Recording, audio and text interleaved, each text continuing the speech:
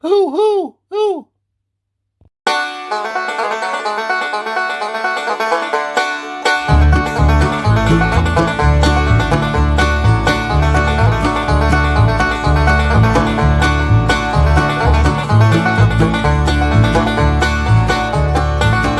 I'm a hillbilly. Hey guys, welcome to Just Carve Rob, and woohoo, the wind is blowing and it is chilly in Michigan. Okay, so this is where we are so far. Eagle head.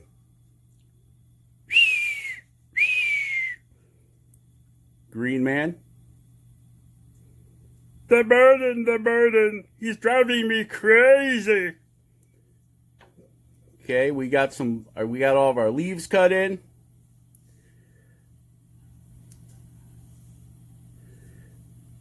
Got our bear.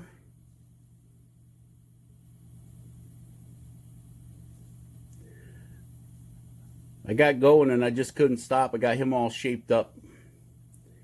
Got some grass under his feet. Some more leaves. And there's our pheasant. That's who we'll be working on today, guys, is our pheasant. Okay? It's like, well, what have you been doing, Rob? I've been sanding and sanding for 30 million years, sanding. If you guys look back in the other videos, you see this all lumpy and bumpy, and been sanding using diamond burrs on the dremel. I run my diamond burrs at about, this big one, I run at about 16, 17,000 RPMs, about midway on the dial. And the smaller ones I run a little bit slower, about 12 to 10,000 RPMs. That's me. That's how I do it. These flex cut burrs, wide open all the time. Never slow it down for nothing. Wide open. 35,000 RPMs. That's what they run at. I found out if I slow it down, it digs in deeper than I want it to. It catches the grain. So I just run it wide open. Okay. So we got our air turned on. We got our pheasant. We have to pull our handle off here like that, so it's not flip-flopping all over creation. And yeah, so I guess our next step, we've cut the pheasant in to depth already. You can see them sticking out there. So our next move will be to get in there and start shaping all these feathers. I want to do that, or do I want to start on the leaves? Get them leaves out of the way. There's a lot of leaves. Well, we'll get it figured out. I think we ought to get the pheasant shaped in. So we'll put a little alcohol on here. Little alcohol water mix. This pattern paper should fall right off of it. All right, so I'll get all the noisy stuff fired up and get ready for the voiceover, guys. All right, here we go. All right, guys, here we go. We're going to start off with the SCM air tool with the finishing bit, that little pointy guy. Yeah. We're going to cut these tail feathers in on this pheasant. And I have decided to, after we cut the tail feathers, to start working on the leaves instead of shaping the pheasant. Figure we might as well get the top part done and work our way on down to the pheasant. So here we go. We'll start cutting them tail feathers in. Just simple as drawing with a pencil. Follow the lines. Follow the lines. So how's everybody doing? Hope everybody's healthy and safe and been staying home and playing with their kids and pets and watching TV and eating popcorn and all that good stuff like that. I hope we're having fun. Well, as much fun as you can have. So I've just been sitting here carving. Well, that's nothing unusual for Rob, right? He just sits there and carves.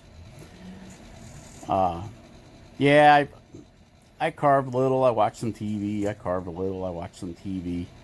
Been having some issues with my back with this weather flip-flopping around and all that stuff. Keeps me from doing a lot of things until it decides whether it wants to be cold or warm. So really didn't accomplish much yesterday. We did do a little carving, but not a great deal of it. Even though I've got a really nice, ergonomically nice chair to carve in, still that being hunched over, working on this, just, oh, let's not even get into it. Okay, so now we're going to the dremel with that cut saw extreme bit to remove our heavy stock removal. We're getting rid of that extra wood, make that tail pop out. Got to stay just a smidge away. You remember our measurement of a smidge, about 10 thousandths or a human hair away from that tail, and then we can come back in and clean it up better with the diamond. So we're smidging it away from the tail feathers themselves. Flip the stick. It's the only problem with walking sticks and canes, guys. You're constantly flipping them, constantly flipping them. We're just cleaning that up. Yep. It's pretty cold outside. It's actually snowing here right now. So I've got the stove fired up again. Usually this time of year you'd think you wouldn't need heat, but yep, we're still putting the heat on. Excuse me.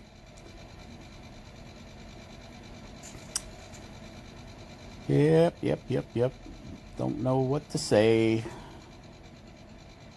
Just carving, leveling things out here.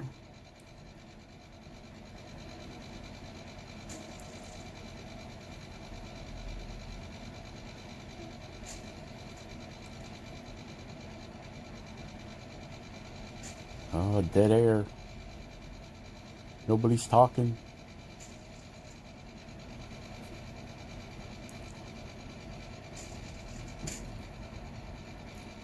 So yeah, we've just been basically just hanging out, carving and watching Deep Space Nine. On Mondays and Tuesdays they have Deep Space Nine reruns on the BBC. So really has been much that's been all that great on TV. A lot of reruns because all of the all the actors are in they're hiding in their mansions. Oh, I'm so bored. I can't go to work. Yeah, right. All I got is a gaming room and my fancy cars and I don't even make my servants come to work because of the virus, so I've got to actually clean myself. And my full stock bar, I'm half empty on the Corona beers. Actors. I'm not saying what they do isn't work, but what they do isn't work. Pay me to play a cowboy all day long. You won't hear me cry about it.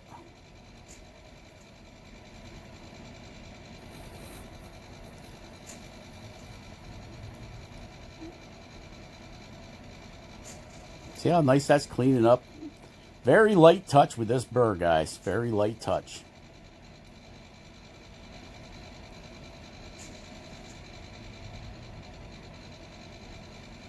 Hey, congratulations to Jordy Johnson at Carving Fusion. He hit 15,000 subscribers. Congratulations to Ben over at Studio on the Lake. He hit 500 subscribers. Congratulations, Ben. And now you see we changed over to the other Dremel with the diamond bit in it. Okay. So like I said, see, we're getting closer in there. Right up on that bird. And we'll just smooth it all out. Flatten it all down. Make it all pretty. Get some of the paper off the tail. Yeah, why didn't I use the alcohol on the tail? It comes off so much cleaner. You know, I use a mixture of like 50% water, 50% isopropyl alcohol. Okay, you can get it in the pharmacy department, anywhere. Isopropyl alcohol. And it's 70% alcohol. Don't drink it because it's made from wood. It'll make you go blind. And I'm not wasting my good moonshine to put mixed with water to take off stickers. It's not happening. For $1.50, I can get a quart of isopropyl alcohol, which, like I said, is derived from wood. It's methanol, I think. Yeah, methanol is wood. Alcohol is made from corn, or made from... Anyway, you can drink it, right? That's all we care about, is the stuff we can drink. So, yeah. Anywho, back to the carving. Yep. See that diamond, man? That's just flattening that stuff right out. That's why I said use a light touch with the extreme burr. You can really control your depth nicely. So, this one wasn't all lumpy and bumpy like the upper part. Because I really haven't used the Kutzall Extreme Flame Burr that much. Actually, that was the first time I used it, I think. So I had to get used to it. And once I got used to it, you know, using that light touch, you can really, it's kind of like a rototiller. You can just really kind of flatten everything out. And then I'm taking the diamond bit and I'm going back over it. And I am taking the cuts out of it, the cut lines. Because it leaves like a rototiller. It leaves little mounds behind it, right? So you got to go back and flatten all that out. Which I'm probably just wasting my time because I'm going to use a decorative pattern in the background anyway. But what else do I got to do, right? Watch TV, eat popcorn, drink some moonshine, pass out in my recliner. All right, so that's enough of my personal vices. I tell you, carving can become a vice. It's very addictive. If you like it, if you love it, if you eat it and breathe it like I do, I love it. And I do it. I carve as much as I can. I mean, my honeydew list is getting pretty ignored. But then again, it's way too doggone cold out there to be doing anything outside. We had one day that was 60 degrees, and then it dropped from 60 to 40, and today it's 29. So you can't even get a project started, right? You get it started, and then it starts getting cold. So I prefer to just wait for the weather to level out here a little bit.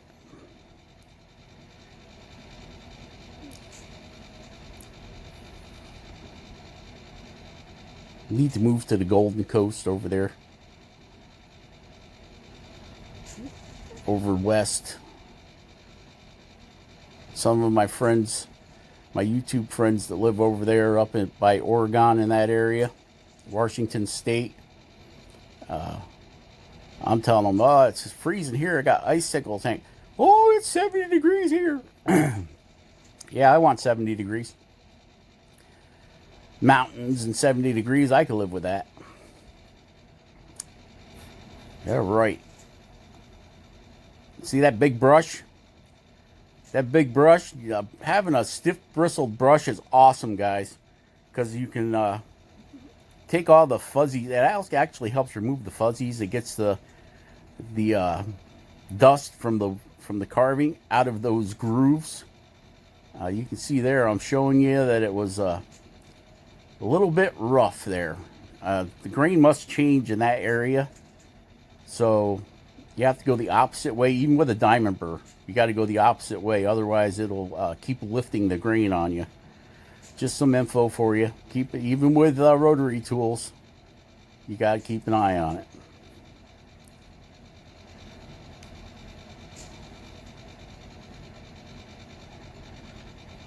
All right.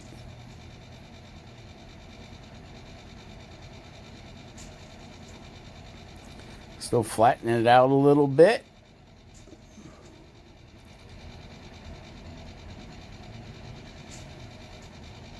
And this is all real time, guys. I didn't speed this part of the video up at all. Usually I'll tell you when I speed it up.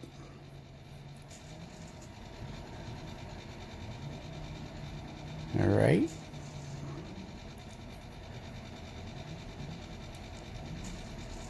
So now we got our pheasant all worked in and all that good stuff.